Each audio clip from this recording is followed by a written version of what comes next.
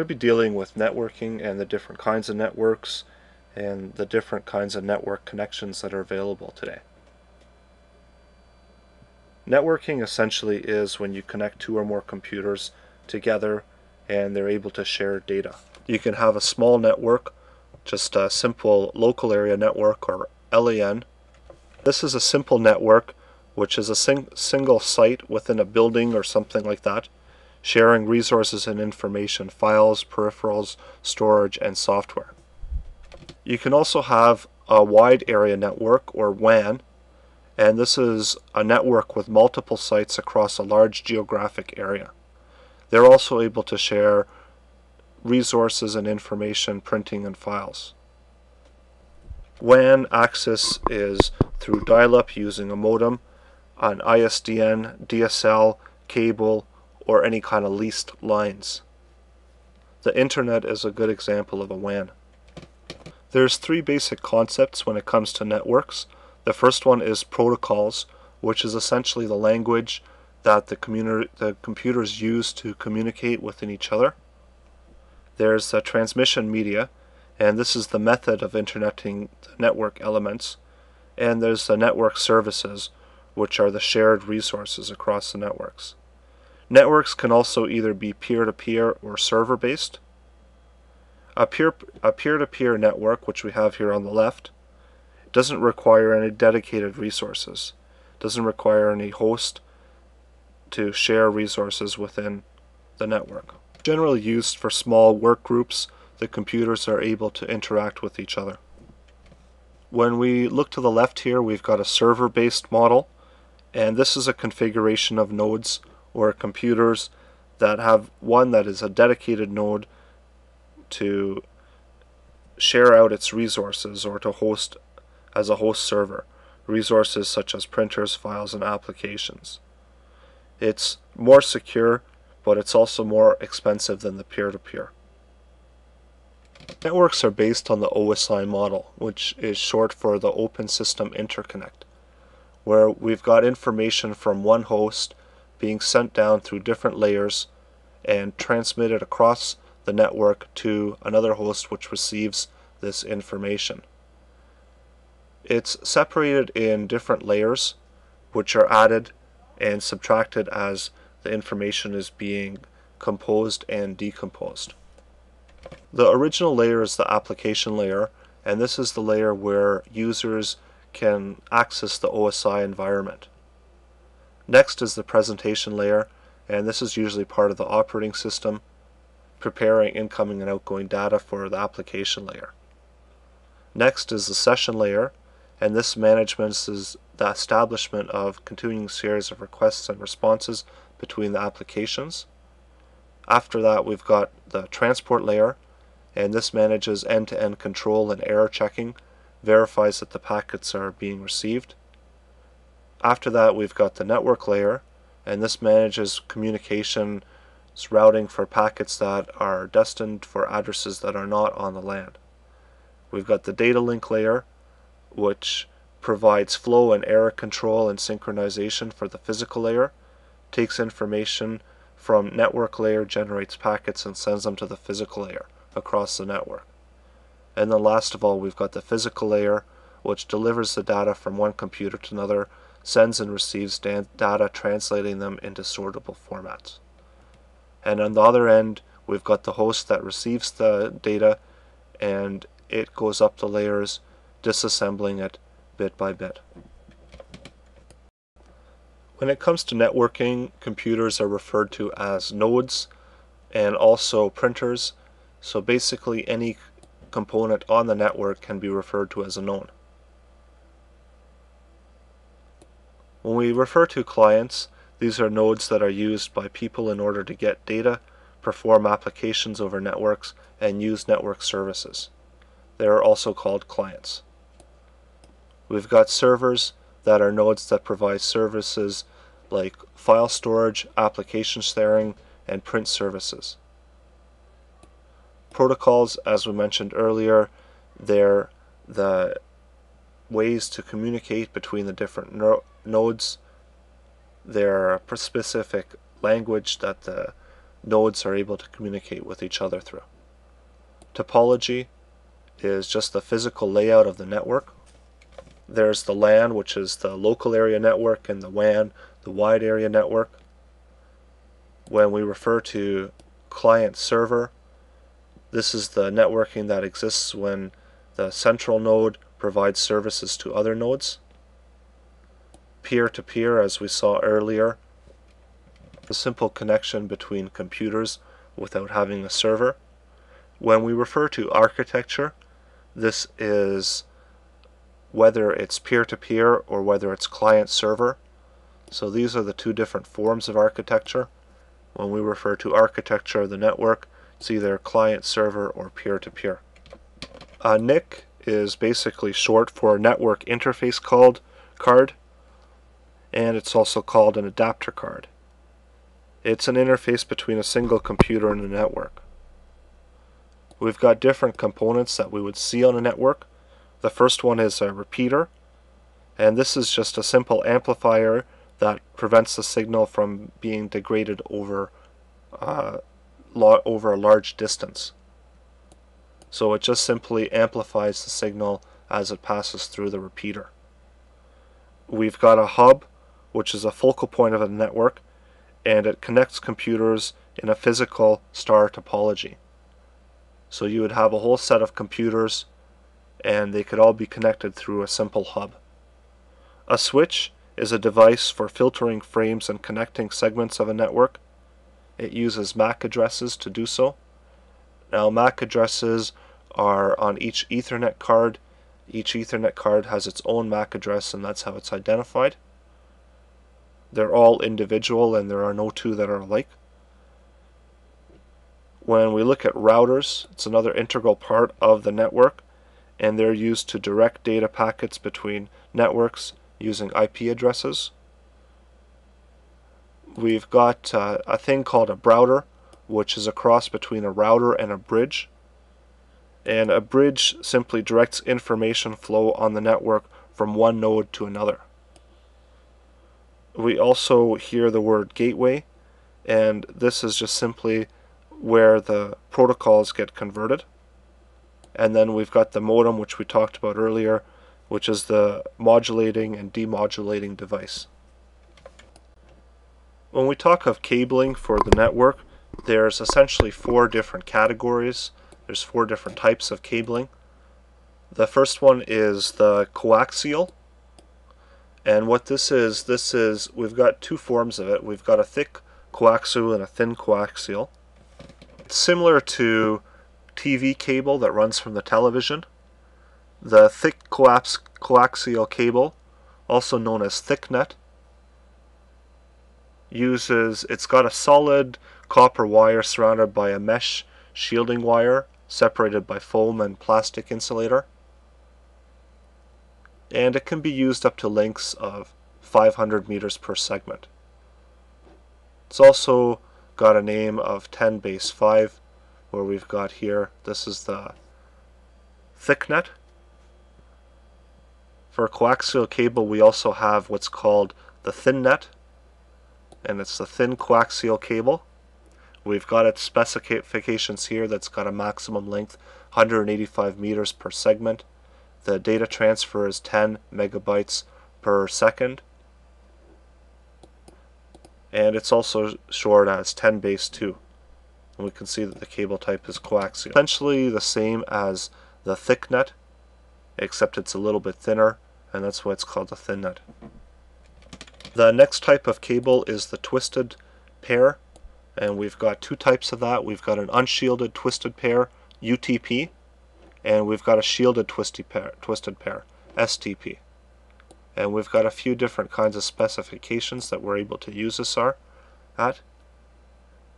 Basically, it's got 4 pairs of wires that are wrapped in a plastic sheath and connected with maybe an RJ45 connector. Each set of wires twists in a certain number of times per inch to eliminate interference between the wires from the outside sources. The wires can be either standard, or they can be stranded, or they could be solid. The shielded twisted pair is similar to the unshielded twisted pair, except it has a metal shield which wraps around the wire bundle to eliminate more interference. The STP is faster than the UTP, but it's also more expensive. And then we've got some specifications here where we're using the STP, and we see that 10 base TX uses STP. Pretty much all of them have a UTP standard. Then the other one we're going to talk about is the fiber optic, and that comes in plastic or glass. And it uses either the plastic or glass to transfer light signal from one end to another. Because it travels at the speed of light, it is actually the fastest communication method. But being fast, it's also the most expensive. And it's difficult to install and requires a lot of skill to use it properly. And the last type of wiring is actually not wiring at all, it's a wireless system. And we can actually use it for, we have a few different ways to use it. There's infrared, there's radio frequency, and there's microwave. It's limited to the amount of distance that it can travel. The way that the infrared works, the infrared wireless works, is it emits infrared signal. It's used for small networks where maybe cables cannot be laid in the entire network media, and it's used as a point-to-point signaling method over medium distances. Next, we've got the radio frequency, which is used for a little bit longer distances, and it's also used in areas where cables can't go. The signals vary in strength according to its amplitude or its frequency. And the last is the microwave form of wireless. This is more used in satellite communications, point-to-point transmissions. They are meant for extremely long-range communications. So for wireless, simply we've got the infrared, which is for the shortest distance. We've got the radio frequency, which is for a long distance. And we've got microwave, which is generally for the longest distances. We also have specific categories here. So the specific UTP categories, and it shows the speed of the UTP transfer. And as we talked about before, that UTP was the unshielded twisted pair, which is also the most common type of network connection that we have.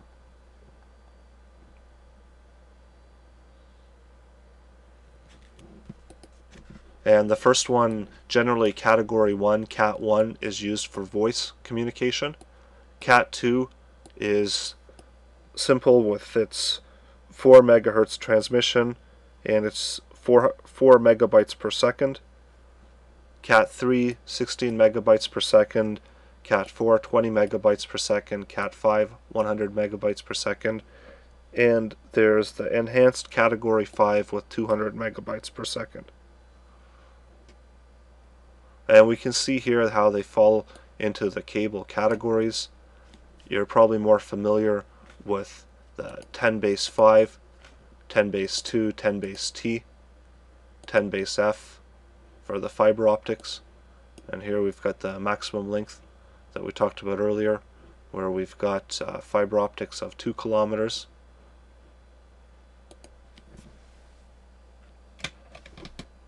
We've got the 10 base T, and then we've got a few other categories there of the UTPs. And we also have another category of the fiber optics. Commonly, you're probably going to be dealing with the 10 base T or the UTP. But depending on what kind of work you're doing with your network, it could vary. Network topologies. Here we've got listed 3 different kinds of network topologies, and we've got hybrid, which is a combination of them. We didn't list the bus technology, which is essentially straight line network. All the computers are hooked up in a line. The first one we're going to look at is a star topology, and this is defined because it's got a central connection point. Each computer on the network connects to a central server or a hub, and the data traffic goes through the central connection. So these computers, in order to communicate with each other, have to go through the central location, and that defines it as a star topology. Next, we're going to look at the ring topology. It's also known as the token ring topology, and this is a connection of networks, a network connection where the computers pass information from one to the other, and the traffic travels around the network in one direction from one computer to the other. And in order to have this topology work properly, the circle must be complete, and that's why it's also known as the ring topology. In the middle here we've got the mesh technology, and this is characterized by having multiple paths to the same point, connecting one set of routers to another set of routers.